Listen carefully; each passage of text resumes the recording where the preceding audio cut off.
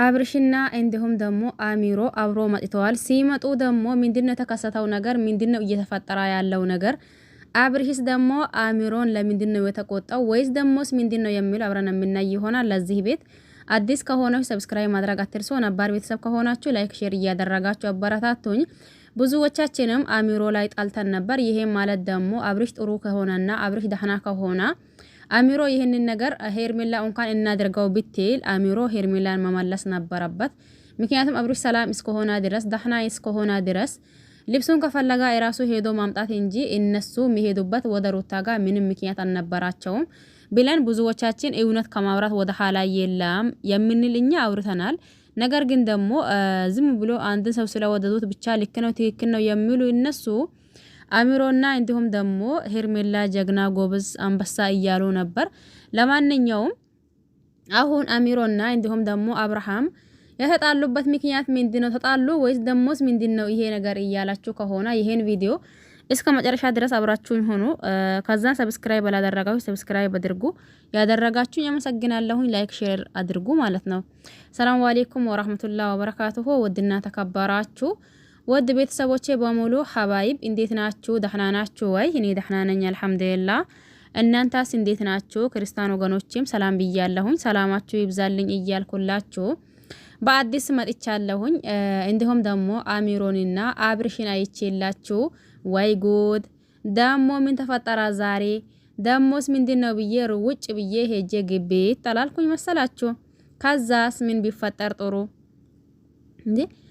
አብርሽ እዚህ ጋር አንድ ጥያቄ አለኝ እኔ በነገራችን ላይ አብርሽ ደህና ከሆነ አብርሽ ሰላም ከሆነ ለምን ለህዝብ መጥቶ ህዝብን አያረጋጋም? ስለሱ የተጨነቁ ብዙ ልጆች አሉ ብያችኋለሁኝ ቅድምነታ ማለት ነው። ይሄ ነገር ደግሞ አሁንም አብርሽ ደህና ከሆነና ጥሩ ከሆነ ከአሚሮ በዚህ ልክ እንትን የሚሉ ከሆነ አሚሮ ለምንድነው ይዞልን ማይመጣው ነገር? አብርሽን ማለት ለህዝብ ለተጨነቀው ህዝብ አንድ መፍትሄ ማይሰጠው ነገር ለምንድነው? ሄርሜላን ብትሆን በዛው ልክ ትላንት አሁን የተፈጠረውን የእያንዳንዱን ነገር አይታችሁታል።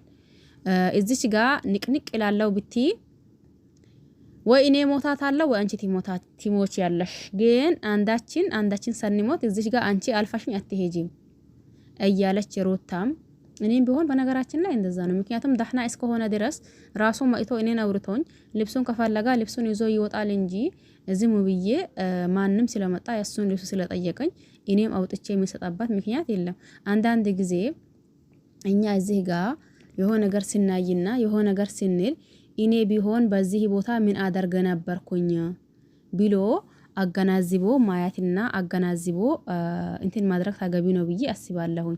ስለዚህ ምንም ነገር ይፈጠር ምንም ነገር ይሁን በመጀመሪያ ዋንኛው አንደኛው መስፈርት አብርሽ ሰላም እስከሆነ ድረስ እና አሚሮና እና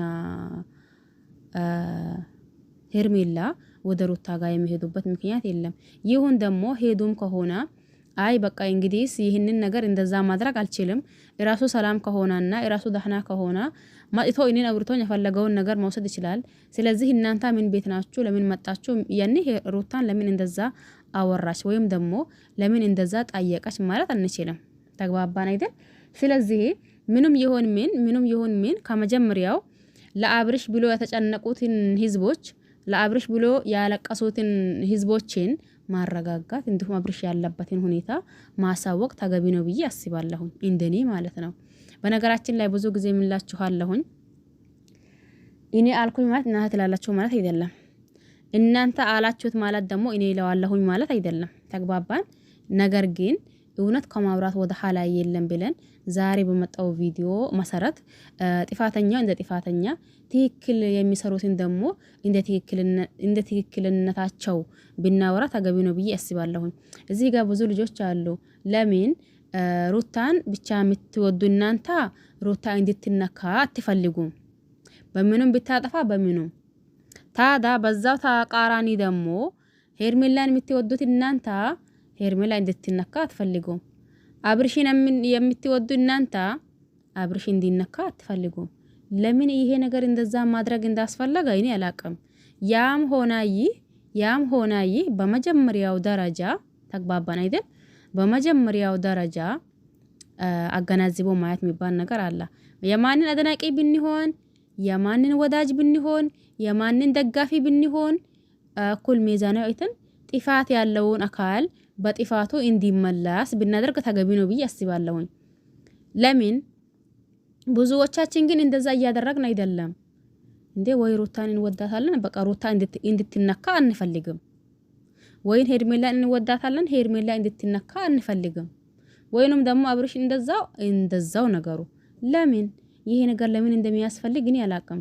የማንንም አድናቂና የማንንም ወዳጅ ብንሆን እንኳን ገባቸው አይደል?